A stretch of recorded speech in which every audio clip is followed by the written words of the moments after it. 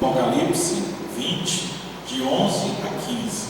Diz assim a palavra de Deus: Vi um grande trono branco e aquele que nele se assenta, de cuja presença fugiram a terra e o céu, e não se achou lugar para eles. Vi também os mortos, os grandes e os pequenos, postos em pé diante do trono. Então se abriram livros, ainda outro livro, o livro da vida, foi aberto. Os mortos foram julgados segundo as suas obras, conforme o que se achava escrito nos livros. Deu o mar os mortos que nele estavam. A morte e o além entregaram os mortos que nele haviam, e foram julgados um por um, segundo as suas obras. Então a morte e o inferno foram lançados para dentro do lago de fogo. Esta é a segunda morte, o lago de fogo. E se alguém não foi achado escrito no livro da vida, este foi lançado para dentro do lago de fogo. Vamos orar mais uma vez? Senhor Deus e Pai, nós te agradecemos, Senhor, pela tua palavra lida, e pedimos, Senhor, que o Senhor nos ilumine para que possamos compreendê-la, Pai. Deus Santo Espírito nos dê entendimento e sabedoria para que possamos compreender a tua santa palavra, e Ele nos instrua segundo o teu querer nesta noite. Em nome de Jesus Cristo, seu Filho amado, que lhe pedimos e agradecemos. Amém. Então, nós vimos em Apocalipse 20, ele começa a nos falar, desde o começo do capítulo, a respeito do fim dos tempos. A gente viu que a partir do Apocalipse 20 é a última sessão, a última das 7 vezes em que João conta a história da nossa salvação. Quanto mais ele avança nas sessões, ele mais vai se concentrando nas coisas que acontecem no fim. E aqui especialmente ele tem uma concentração peculiar no fim de todas as coisas, naquilo que não foi falado. Nós vimos já desde a primeira e segunda sessão ele fazer menção do fim dos tempos, do julgamento, do castigo de Deus àqueles que não obedecem à sua santa palavra. Mas e o que vem depois disso? E aí é a grande questão aqui, porque não é só a vinda de Cristo com o julgamento, ou quando o mal vai vir sobre os homens para castigá-los pelos seus atos. Mas e depois disso, para onde nós vamos? E aí é onde a última sessão aqui trata bem. Então ele começa falando sobre o fim dos tempos. Nós vimos semana passada, do 7 até o 10, ele falando sobre o finalzinho ali, quando Satanás seria solto, depois dos 1000 anos ele seria solto, a grande batalha final, o grande castigo, e ele apresenta agora do 11 ao 15 o grande julgamento. É por isso que a gente leu lá em João capítulo 3, de 16 a 18, o versículo 18 nos fala: quem não crê já está julgado. O grande julgamento ele vem aqui sobre os ímpios, sobre todos aqueles que não conhecem Deus ou não se renderam a Ele. Mas é preciso colocar e pensar, se João já disse lá no Evangelho que quem não crê já está julgado, então para que acontece esse julgamento? Por que tem que haver esse julgamento? A grande questão ele é apontada aqui justamente porque Deus ele vai mostrar para a humanidade o porquê que ele está entrando em condenação, assim como será vista a declaração daqueles que também foram salvos. Então o julgamento é algo que tem que acontecer, e talvez aquilo que a gente falou desde o começo do estudo de Apocalipse, o grande medo das pessoas do livro de Apocalipse é justamente por causa dessas partes aqui, quando se chega finalmente ao julgamento, porque o que as pessoas não querem é o julgamento. O que causa medo é o julgamento. Será? O que é que vai acontecer? Como é que vai acontecer? Uma vez eu vi uma irmã crente, que o grande medo dela não era nem o julgamento, porque a Bíblia fala que as obras de todo mundo serão expostas. Aí sempre tem aquela ideia de que quando você chegasse aí no final, ia ter o julgamento, era como se tivesse um telão lá na frente, ia aparecer todos os pecados da gente no telão. E aí ela vai questionando o pastor, e aí como é que vai ser, porque, e aí a explicação foi justamente, volta lá em João 3,18, né, que ele fala: quem nele crê não será julgado. Então ele aponta aqui justamente o julgamento para os ímpios, porque nós não seremos absolvidos pelas nossas obras, nós somos absolvidos pelo sacrifício de Cristo na cruz. Então a separação é completamente diferente. Mas a grande questão é que as pessoas, elas não querem ser julgadas. Tanto é que um dos versículos mais transmitidos por aqueles que assim tem um pé meio lá e meio cá no cristianismo é: não julgueis. As pessoas gostam muito desse versículo, sem entender a profundidade do que ele diz. Mas o não julgueis é aquela tentativa de conseguir uma desculpa para os seus pecados e os seus erros não serem apontados. Mas precisamente essa é uma das funções para as quais a igreja foi colocada no mundo pelo Senhor, para nós podermos corrigir uns aos outros. E aí hoje a gente vê as pessoas que fogem justamente da igreja por não querer ser corrigido pelos outros. Aqueles que dizem: não julgueis, e aqueles que falam a frase que é uma frase muito mais infame ainda, dizendo: olha, só Deus pode me julgar. Isso deveria ser uma frase de medo, não uma frase de afirmação, porque é justamente o julgamento de Deus que é o último final de julgamento. E ele fala claramente: quem não crê já está julgado. O que nós temos aqui vem uma apresentação que vale a pena recapitular antes de entrarmos no que diz os versículos propriamente dito, que é com relação à morte e o estado do homem após a morte. Nosso catecismo, ele vai definir isso muito bem. Ele fala das bênçãos, do que é que acontece, e ele fala do estado do homem após a morte. Então a primeira coisa ele diz que após a morte física, o homem e o corpo, ele volta à terra, volta ao pó. A palavra diz voltar ao pó, porque do pó fosse tomado, e o espírito vai a Deus e o deu. Nos evangelhos, quando Jesus fala a respeito desse tempo, desse pós-morte, principalmente, o principal texto que nós temos é a parábola do rico e do Lázaro. Ele nos mostra que, morrendo, aqueles que aceitaram a Cristo, aqueles que se submeteram ao Senhor, eles vão para o seio de Abraão, né? É muito usada essa palavra. Eu gostei muito da palavra do reverendo Leandro Lima, ao falar desse termo na tradução, que seria mais ou menos assim: é como se fosse a fazenda de Abraão, né? É o lugar de Abraão. A gente fala o seio de Abraão, fica meio estranho para nós, a gente não consegue compreender. Mas é como se fosse assim, uma pousada, um lugar onde você fica ali descansando, fica ali em tranquilidade. Então a alma vai para o seio de Abraão, que é chamado seio de Abraão, ou céu também. Algumas traduções vão colocar o termo céu. E aqueles que morreram em pecado, eles vão para o inferno. O termo é usado inferno, ou no grego Hades, o lugar dos mortos, o lugar do tormento. E aí duas categorias aparecem entre as almas. Tem aqueles que estão no céu, que estão vivos em Deus, mesmo ainda a alma, e aqueles que estão já em estado de morte, que é aqueles que estão no inferno. E vale lembrar porque eu estou usando o termo inferno. É porque na Bíblia ele vai aparecer a nomenclatura que vai remeter para a palavra inferno que nós usamos. Só que aqui no texto ele fala para nós que na hora do julgamento, depois do julgamento, o inferno seria lançado no lago de fogo. Então, para a gente entender que esse inferno que refere à palavra, ele não é o lugar final, não é onde vai ser a eternidade, mas é onde aqueles que não conhecem a Deus já estão em estado de castigo, de morte.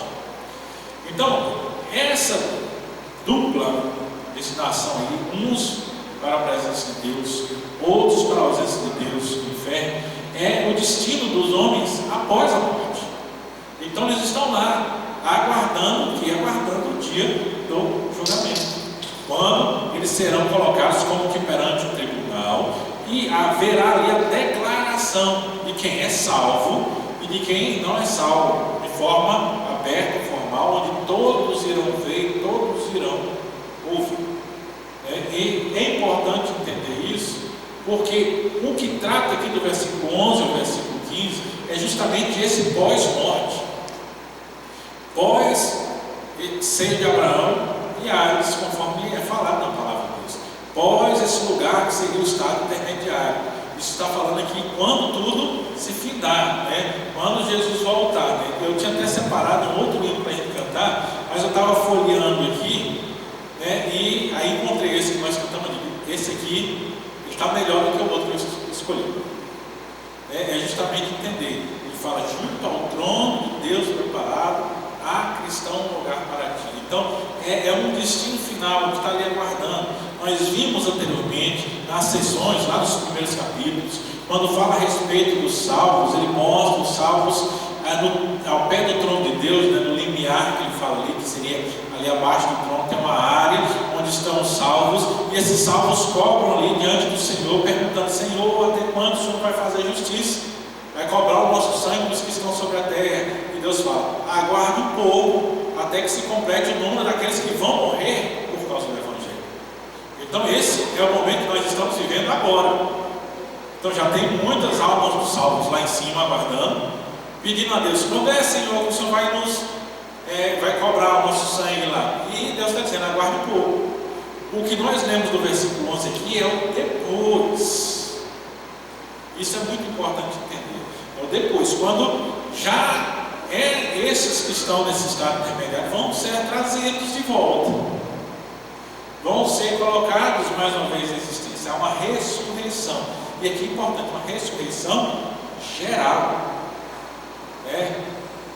irrestrito. Todo mundo vai ressuscitar, uns para a vida eterna e outros para a morte eterna. E eu gosto de lembrar bem isso, porque muitas vezes nós falamos sobre o fim dos tempos e a gente é muito limitado naquilo que a gente fala, naquilo que acredita e daquilo que entende. Porque eu vejo justamente um trabalho de evangelização com uma pessoa, e você falava de tudo, falava de Cristo, falava da Bíblia, ele gostava de tudo, mas o grande problema é quando você falava de céu e inferno. Ele não conseguia, a ideia assim, que a cabeça dele não conseguia aceitar a ideia. E às vezes a gente encontra pessoas assim: não consigo aceitar essa ideia e tal. Aí eu fui conversar mais a fundo: não, mas por quê? O que está acontecendo? É aquela hora que você está ali, bate aquele aperto lá no fundo, assim: meu Deus do céu, será que não vou conseguir dobrar essa criatura? E aí eu fui descobrir que o grande problema dele era justamente essa ideia dos espíritos lá em cima das nuvens flutuando. Dizendo: não, isso aí eu não consigo entender. Aí quando eu fui lá para o Apocalipse conversando, eu expliquei para ele: não, a palavra diz, não é isso, elas só estão lá esperando. Mas o céu mesmo, quando tudo acabar, Deus vai ressuscitar. Então todo mundo vai receber corpo novamente. Só que o corpo agora é imortal. E aí vai ter essa nova existência eterna com o corpo imortal. Não é algo, não é a fumacinha lá em cima, mas é uma existência real, com o corpo transformado e glorificado. Quando eu cheguei nesse ponto com ele, aí ele parou assim: não, peraí, isso aí para mim faz sentido. E foi dali, foi o gancho. Quando disse: isso faz sentido, porque já tinha estudado tanto, já tinha passado por tanta coisa, por tanta doutrina, mas aí virou a chave e disse: não, agora eu posso batizar. Agora eu entendi. E muitas vezes acontece porque a gente fica limitado a um entendimento parcial. Todos serão ressuscitados, isso precisa estar na nossa mente. Então, quando Jesus voltar, vai ter tudo aquilo, Satanás sobre uma grande batalha, vai ser todo mundo destruído. Aí ele vem, todo mundo vai ressuscitar para comparecer perante o Senhor em juízo, e ali receber a sentença diante do trono de Deus, em corpo e para a existência de vida eterna, aqueles que são salvos, ou ir para a existência de morte eterna, aqueles que estão perdidos. Então esse comparecer aqui é justamente o fechar de todas as coisas. Aqui vai chegando uma das minhas partes preferidas em Apocalipse, porque hoje a gente vai até o 15, né? Quando a gente for avançar, o próximo texto, se eu não me engano, ele já vem começando a nos apontar para a salvação dos eleitos, e logo vem a Nova Jerusalém, que é a descrição principal aí, mais gloriosa. Então, voltando aí, versículo 11, entendendo que a gente vai estar salvo, todos serão ressuscitados, vamos comparecer perante o trono de Deus, todo mundo há de comparecer, tanto para a vida eterna quanto para a morte eterna. Versículo 11 diz aí: vi um grande trono branco e aquele que nele se assenta, de cuja presença fugiram a terra e o céu, e não se achou lugar para eles. Então João volta aqui mais uma vez ao trono. Essa visão do trono é recorrente desde lá do capítulo 1. Várias vezes nós vemos o trono de Deus sendo apresentado, mas aqui ele vai fazer uma referência, ele dá uma cor específica, é um grande trono branco, né? Outras descrições fazem principalmente a descrição do Senhor Todo-Poderoso, só que ele escreve ele como cores e brilhos e relâmpagos e coisas assim. Mas aqui ele dá ênfase no trono. Você vê que ele não faz descrição de Deus, ele não diz como qual a aparência daquele que está sentado no trono. Por quê? Porque essa aparência ele já falou lá no capítulo 3. Ele já diz que ele era como a pedra de jaspe, que é um brilho transparente, com uma aura vermelha, sardônio, jaspe, etc. Então ele mostra uma grandiosidade, algo que não se pode tocar, os relâmpagos, as vozes ao seu redor, mostrando um terrível. Então ele mostra essa presença poderosa de Deus. Então a descrição a gente já tem. Aqui ele enfatiza o trono. Por que enfatizar o trono? Porque a cor branca ela vai dar a ideia justamente de santidade.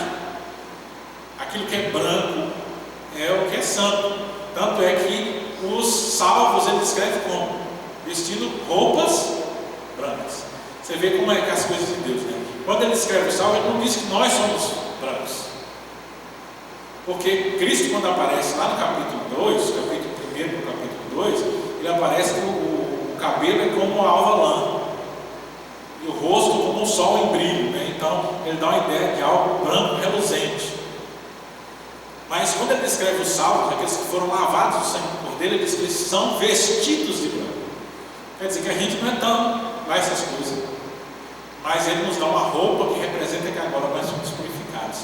Mas o trono de Deus ele é branco para mostrar que o seu reinado ele é santo, que tudo aquilo que ele faz é santo. Isso é já para apontar que a decisão, salvação e condenação é santo, é puro, não tem impureza, não tem viés, não tem nada assim que possa ser passivo de algum erro. É branco, é puro. Então, o grande trono branco. E a pureza é enfatizada no final do versículo, quando ele fala que diante do trono e daquele que está sentado, tudo foge. Olha, fugiram a terra e o céu. Então, aqui toda a existência que existe sobre a terra e tudo que há sobre o céu, todos fogem. Ninguém pode olhar para o trono, ninguém pode confrontar o trono, porque ele é santíssimo. A gente pode voltar aqui e vai nos lembrar lá na descrição, por exemplo, de Isaías, no capítulo 6, quando o chamamento de Isaías, que ele vê o Senhor assentado sobre um alto e sublime trono. Mas na descrição há serafins, são anjos descritos com 6 asas. As asas deles, as asas eles cobriam o rosto com 2 asas, eles cobriam os pés com 2 asas, voavam com as outras. Então eles não mostravam os pés. Naquele tempo tinha uma referência aí também de cobrir os pés, era um sinal de respeito, e cobrir o rosto porque eles não poderiam olhar para o trono e para aquele que se assenta no trono. E eles diziam: santo, santo, santo é o Senhor dos exércitos. Então a mesma figura que é apresentada, então a figura de santidade, de onde nem terra nem céu podem chegar na presença dele. Aqui vai fazer uma ligação com o que nós vimos lá na segunda sessão, no capítulo 3, quando ele descreve o trono de Deus, e na mão do Senhor, lá no capítulo 3, ele fala do livro com 7 selos. E ele diz o que lá no livro? Que ninguém era digno de chegar lá para pegar o livro. Era o trono, então ninguém era digno, só o Cordeiro foi digno de chegar e tomar o livro. Aqui mais uma vez Deus aparece. O livro já aconteceu, porque o livro ele descrevia a história da nossa redenção. Então os selos do livro já passaram, agora já é o fim dos tempos. Então mais uma vez aparece o trono e o Senhor, e aí agora vão ser julgados os homens, mas ninguém tem capacidade de chegar diante dele. Então aqui destaca a pureza do trono, a santidade de Deus e o seu poder, que ninguém pode ir contra ele. Olhe bem, a nossa descrição sobre Deus natural que se faz por aí é meio assim como um ser que rivaliza com o diabo, não é? As pessoas não falam da luta entre Deus e o diabo. Quando ele fala da descrição, que ninguém podia chegar diante do trono, nem no céu, nem na terra, e se inclui anjos. Anjos e anjos também caídos, demônios. Então, a presença do trono de Deus é tão grande que ninguém tinha o direito de nem chegar perto dele ou olhar para ele. Então, não há rivalidade. O Senhor reina absoluto, inatingível, sem que nada possa sequer tentar tirar um pouco da atenção dele. Essa é a descrição que nós temos no versículo 11. O trono branco, aquele cuja presença fugiu no céu e a terra e não se achou lugar para elas. É o trono do grande Deus de juízo sobre todas as coisas. Verso 12. Quem é que vai comparecer diante desse trono? Aí a gente já vê, se ninguém pode olhar para ele, quem comparece diante de Deus agora é como se comparecesse de cabeça baixa. Ali não tem revolta. A gente tem que guardar essa ideia. Não tem aquela ideia que o pessoal vai chegar diante de Deus e querer reclamar com Deus alguma coisa. Ninguém tem essa coragem. Se ninguém no céu e na terra pode se apresentar na presença dele, tem autoridade para estar diante dele, não se acha lugar para nada disso. Você acha que alguém vai abrir a boca para dizer que Deus está errado em alguma coisa? Então, agora a figura do julgamento aqui não tem mais aquilo que nós vimos nas sessões anteriores das pessoas blasfemando contra Deus. A blasfêmia foi até a grande batalha que a gente viu aqui, um pouco mais atrás. Depois da batalha ali, acabou. Não tem mais nada a ser apresentado. Então, quem é que comparece? Versículo 12 ele fala: vi os mortos, os grandes, os pequenos, postos em pé diante do trono. Então se abriram livros, e ainda outro livro, o livro da vida, foi aberto, e os mortos foram julgados segundo as suas obras, conforme o que se achava escrito no livro. Então a primeira coisa, lembra lá, a gente leu o versículo 18 de João 3. João 3,18 diz: quem nele crê não será julgado. O que não crê já está julgado. Então a primeira coisa que a gente tem que lembrar aqui, esse tribunal aqui não é um tribunal que a gente vai comparecer diante dele. A gente vai aparecer diante do Senhor para que ele diz: vinde benditos do meu Pai. Mas a gente não vai passar por julgamento. Aquele que tem um filho, ele não entra em julgamento. Entra em julgamento quem não crê no Filho. Então, já mais um ponto. Quando o Apocalipse fala do grande julgamento no fim dos tempos, a gente não tem que temer ele, porque nós não vamos passar por ele. Não é um lugar que a gente vai estar diante de Deus. Como a irmãzinha lá que eu falei, né? E se eu for lá, será que eu vou estar lá? Não vai ter julgamento para poder apresentar lá para a sua vida aparecer no telão. Essa vergonha vai passar quem não crê no Filho. Aí vai aparecer a vida lá no telão para mostrar tudo que fez de errado. Isso será exposto em todo lugar para que as pessoas elas não possam dizer que Deus foi injusto. Todo mundo vai ver, não vai ter escapatória, não vai ter como alguém dizer: ah, mas eu não deveria estar aqui. Isso não vai existir, isso vai ficar muito claro dentro do julgamento. Mas João 3,18 vai dizer: quem nele crê não será julgado. E aí a gente alinha aqui com o versículo 12 que ele fala: vi os mortos. Lembra que eu falei lá? Aqueles que morrem no Senhor vão para o seio de Abraão, estado de vida. Aqueles que morrem sem o Senhor vão para o Hades, estado de morte, o lugar dos mortos. Então os que estão lá são os que estão mortos. Eles estão lá existindo, mas estão num estado que não é viver. É que a gente tem que pegar aquela ideia que de vez em quando alguns falam, né, que sobreviver é uma coisa, viver é outra. Você já viu esse termo? É bem assim, às vezes a gente vai ali levando, mas viver é desfrutar da vida, ter alguma coisa a mais. Então não é só estar pulsando e falando. É esse tipo de pensamento que a gente tem que entender.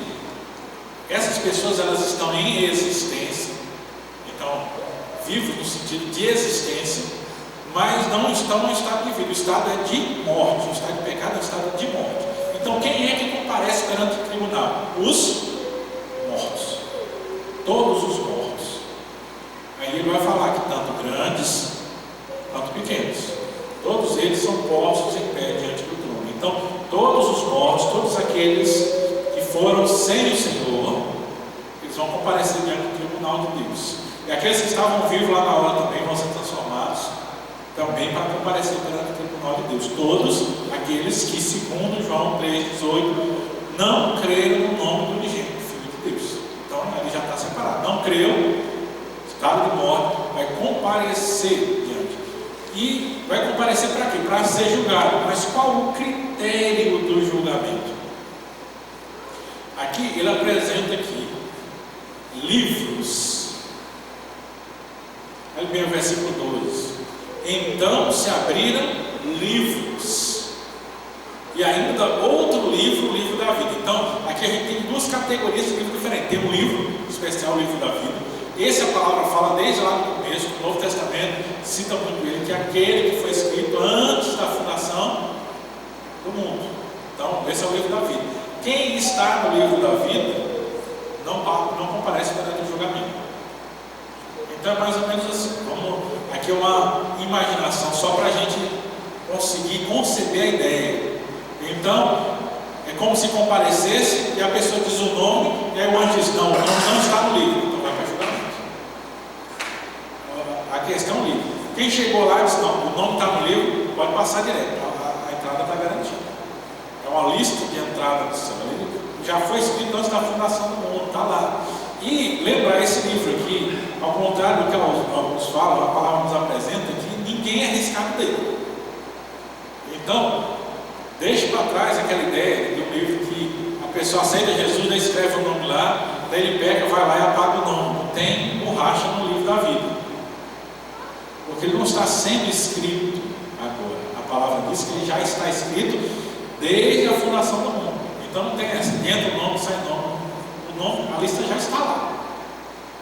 Então o livro da vida é uma categoria, e o outro são livros. Quando fala livros, é como se fosse uma grande biblioteca, vamos dizer assim.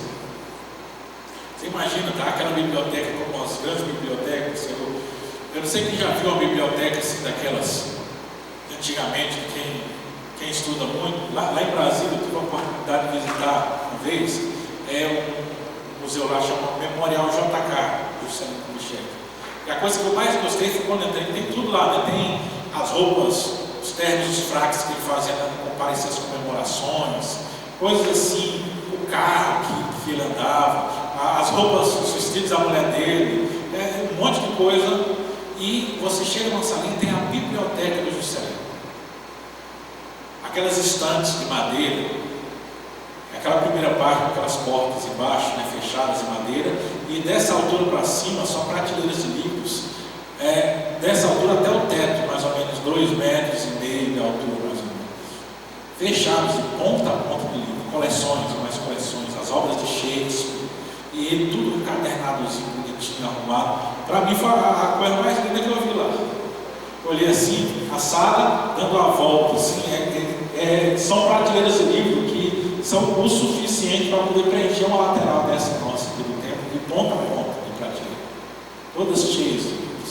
Então, quando ele fala aqui livros, eu imagino assim, uma grande biblioteca, e aí, conforme as pessoas iam aparecendo perante o tribunal de Deus, né, é fulano, aí vai lá, ó, vamos ver o que é que você fez. O livro se abre e aí as obras são manifestas de tudo aquilo que foi feito.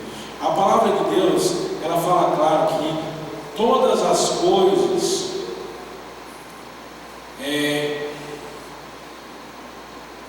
todos os homens prestarão contas de toda palavra frívola que falarem diante dos homens. Então tudo que se faz, nós vamos prestar contas diante de Deus. Quando nós vamos lá para Mateus 16, 27, Mateus 16, 27, ele diz assim: porque o Filho do Homem há de vir na glória de seu Pai, com os seus anjos, e então retribuirá a cada um conforme as suas obras. A gente não pode se perder que as obras, ela têm importância sim. O problema é que o pessoal não entende que a questão é mais complexa, as pessoas ligam obra com salvação, mas obra não tem ligação. É aí onde as pessoas se perdem.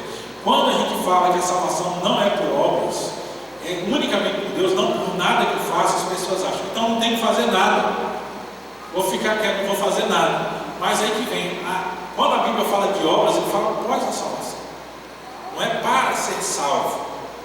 mas é porque nós vamos ser julgados segundo as nossas obras. A palavra nos fala que serão julgados os homens segundo as suas obras. Lá no Novo Testamento, quando fala a respeito de Corazim e Betsaida, a palavra diz: ai de ti, Corazim, ai de ti, Betsaida, porque se em Sodoma e Gomorra tivessem visto os milagres que vocês viram, eles teriam se arrependido. Então vos digo que haverá menos rigor para Sodoma e Gomorra do que para vocês. O que é que a palavra está dizendo? A palavra está dizendo que todos vão ser condenados, mas o castigo ele vai ser diferente para cada um. Então, segundo as obras, o castigo ele vai ser diferente, o sofrimento ele vai ser diferente. Há uns mais e outros menos, e vai ser sempre proporcional àquilo que se faz, porque o julgamento é segundo as obras.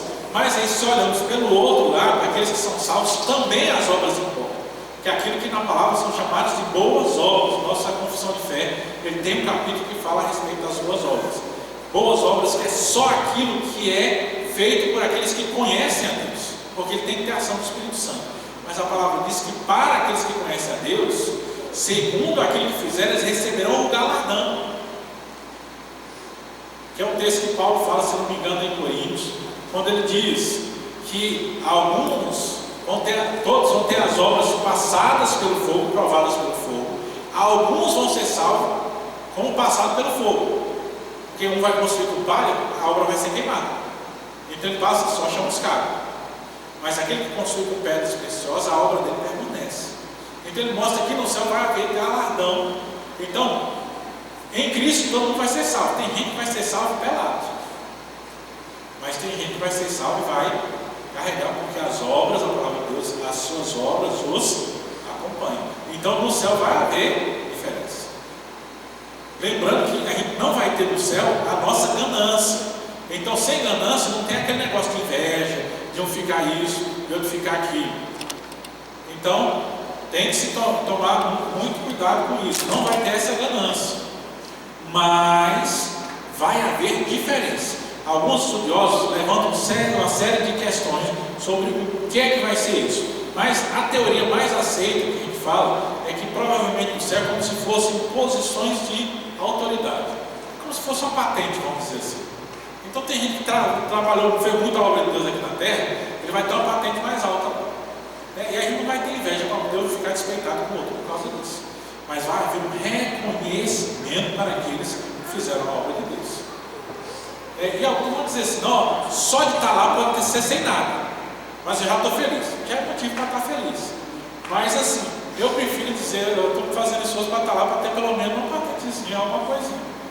Porque o objetivo é esse, para a gente saber que a nossa obra, ela nos acompanha, e o Senhor, ele se lembra disso. Então, aqui, os ímpios no julgamento serão julgados segundo as suas obras. Onde é que tem essas obras? Ele fala que está escrito nos livros. Isso aqui é a linguagem do tempo de João, né? É como se tivesse os anjos apontando lá: ó, apontou isso, fez aquilo, está tudo apontado. Então, não adianta fugir, como falei outra vez. Não adianta você ficar aqui e quando for fazer alguma coisa, olhar para um lado, olhar para o outro, para ver se tem alguma coisa, se tem alguém vendo, quando estiver fazendo alguma coisa errada. Porque se olhou, ninguém está vendo, mas o anjo lá em cima está escrevendo. E se ele tomar cuidado, na hora do julgamento, ele vai ser apontado lá, porque nada vai ficar escondido diante de Deus. A gente pode esconder dos homens, mas diante de Deus, nada é escondido. Então, os homens vão ser julgados segundo as suas obras. Aí no versículo 12, né? Os mortos foram julgados segundo as suas obras, conforme o que se achava escrito nos livros. João escreve como livros. A gente pode pensar hoje algo assim mais moderno, né? Então, como se tivesse uma espécie de computador lá no céu, digita o nome e aparece a vida da pessoa lá nos slides dos vídeos. Aqui é o que você fez. Está tudo aparecendo. Então, segundo as obras serão julgados. Aqui que vem a grande questão. Se for segundo as obras, se todo mundo fosse passar por julgamento, nem a gente salvava. Porque as nossas obras não são boas para salvar. A gente tem muita coisa ruim na nossa vida. Então, se fosse para apresentar tudo lá, a gente ia para o saco também. A grande questão é que aquele que creu no Filho, por causa do Filho, ele não entra em julgamento.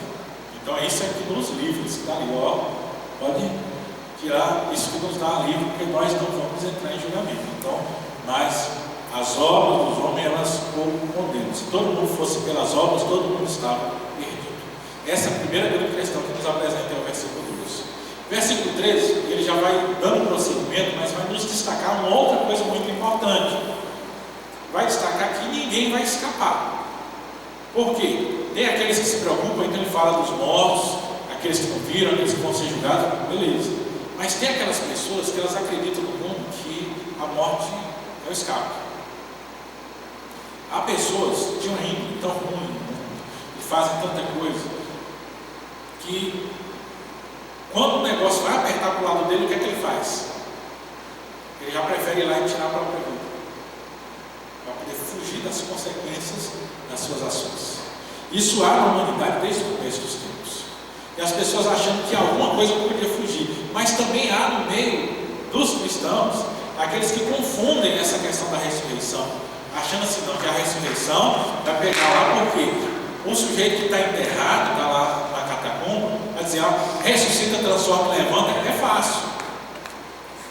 Mas aqueles que sumiram, naufragou o navio lá, não sei aonde, onde é que foi parar? Aquele que o corpo foi carbonizado, queimado, sumiu. O pessoal às vezes acha que é necessário uma integridade física dos restos mortais para que haja ressurreição. Também entre os crentes. Tanto é que tem gente que rejeita a questão de doação de órgãos ou outras coisas mais, acha, não, e na ressurreição vou sair sem um pedaço. Mas aqui ele está dizendo que ninguém vai escapar. Aqui é claro que ele está falando dos ímpios, né? Mas ele fala que ninguém vai escapar. Olha a descrição do versículo 13. Ele diz, deu o mar os mortos que nele estavam. A primeira questão aí, na época do conhecimento, quando as pessoas morreram no mar, aquela ideia, morreu no mar, foi perdido. Há muitos mitos sobre para onde vão, histórias de navegação, de transporte até o mundo dos mortos e tudo mais. Mas ele fala aqui, não adianta, quem perdeu no mar e vocês acham que não tem jeito, o mar vai entregar. A morte e o além entregaram os mortos que nele havia. Então, o mar entregou, a morte e o além, aqueles que já ninguém mais lembra, entregaram os mortos que nele havia. E todos foram julgados segundo as suas obras. Então, a descrição do versículo 13 ele vai dizer o quê? Ninguém vai escapar.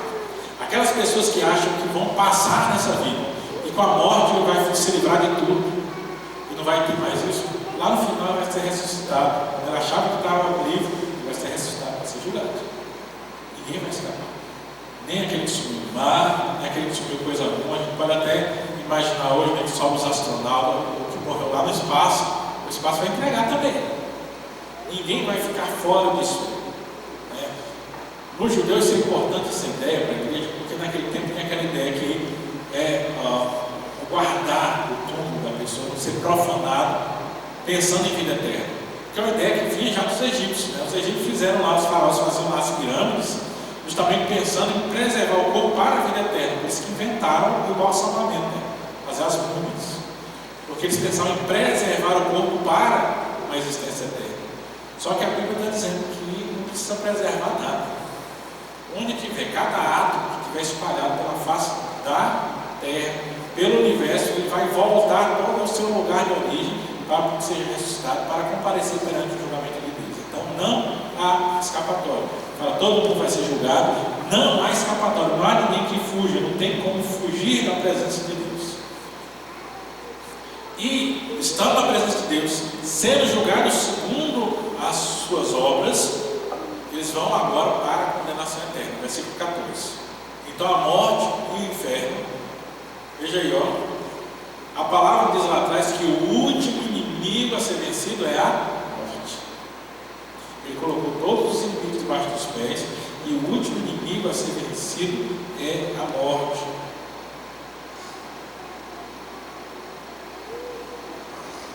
Então, aqui ele diz que a morte e o inferno foram lançados para dentro do lago de fogo. Vamos lembrar aqui, o lago de fogo, a descrição anterior já falou que o diabo foi lançado lá, o dragão.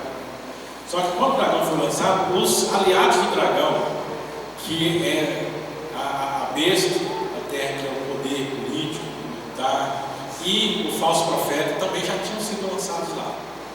E a grande Babilônia também sofreu a condenação do cálice da ira de Deus. Então já está o diabo, já está a besta, já está o falso profeta. Agora a morte vai ser lançada lá dentro. Então o poder da morte é tirado e o inferno vai ser lançado lá dentro. Então o lugar onde hoje estão as almas, ele vai ser pegado como se pega uma gaiola e ele vai ser lançado dentro do lago de fogo. A indicação é que tudo que tem hoje ele ainda é transitório, mas vai cair na condenação eterna, o lago de fogo e enxofre. Né? Então, aí a descrição do versículo 14 é que ele diz: esta é a segunda morte. Lembra quem falou? Esses não passarão pela segunda morte. Aqueles que são salvos não vão à segunda morte. Quem vai morrer a primeira morte, mas a segunda morte é só para aqueles que não são salvos. Eles vão ser julgados segundo as suas obras e vão ser lançados dentro do lago de fogo. E ali, ao final de todas as coisas, a descrição que João faz aqui em Apocalipse, até o versículo 15, é justamente o destino final dos ímpios. Né? E aí ele completa o versículo 15. Por que o versículo 15 está aqui? Já tinha falado anteriormente, eles seriam julgados pelos livros, havia o livro da vida, né? Lá no versículo 12, o livro da vida, os livros, o julgamento, mas ele volta a lembrar aqui no versículo 15 do livro da vida, justamente para mostrar qual é o parâmetro. O julgamento é para demonstrar que não há injustiça, mas o parâmetro de condenação não está no julgamento, porque aquele que está ali, a palavra diz, lá nós lemos no começo, no versículo 18 de João 13, que ele já está julgado. Então o que é que o versículo 15 ele lembra? Lembra um parâmetro. Se alguém não foi achado escrito no livro da vida, esse foi lançado para dentro do lago de fogo. Então o julgamento é uma grande exposição. Mas qual é o critério? Livro da vida. No livro da vida tem inscrição. Então, ali no final das contas, quem não está no livro da vida? Lago de fogo. Por que essa ênfase? Para a gente lembrar, porque no próximo texto que a gente vai ler, a sequência da nossa leitura, ele vai começar a falar que aqueles que estão inscritos no livro da vida, aí o destino já é outro, ele vai entrar na descrição do lugar eterno para os salvos. Aqui ele está finalizando, fechando a descrição do destino eterno daqueles que não estão em Cristo Jesus. Então, qual o critério? Livro da vida. Não é pelas nossas obras que nós somos salvos. Nós somos salvos aqueles que foram escolhidos, que estão no livro da vida, pelos quais Cristo morreu na cruz. Então, se alguém não está inscrito, esse vai para o lago de fogo. Então, se está escrito, não vai para o lago de fogo, não vai passar pela segunda morte. Então, como nós lemos uma descrição para nós lembrarmos por que nós temos que pregar o Evangelho. A gente prega o Evangelho para que aqueles que ouvem e aceitam não passem por isso. Porque Deus tem os seus escolhidos que precisam ser alcançados, eles precisam ouvir a palavra. Porque a palavra diz que o ouvir, a fé vem pelo ouvir e ouvir a palavra de Deus. Então nós pregamos para isso. É importante entender, porque essa descrição ela faz sentido para aqueles que têm o coração voltado para cima, aquele que o coração está preparado. Ele vai entender, vai haver o temor e o entendimento, e ele vai buscar a Cristo, que é o caminho para não passar pela segunda morte. Esse é o entendimento da pregação. E por isso que João escreve, lembra do que a gente falou? Apocalipse ele é uma mensagem otimista para aquela igreja. A mensagem otimista aqui está dizendo que aqueles que perseguiram a igreja vão para o lago de fogo. Os inimigos da igreja eles não vão triunfar no final. Essa é a mensagem principal que João dá às 7 igrejas. E, consequentemente, as 7 igrejas entendendo isso, sendo o objetivo desse entendimento perante as 7 igrejas, é o objetivo também para a instrução nossa hoje, entender que aqueles que se levantam contra Deus, aqueles que negam o Filho, eles não vão ter vitória final, mas eles vão para o lago de fogo. Amém?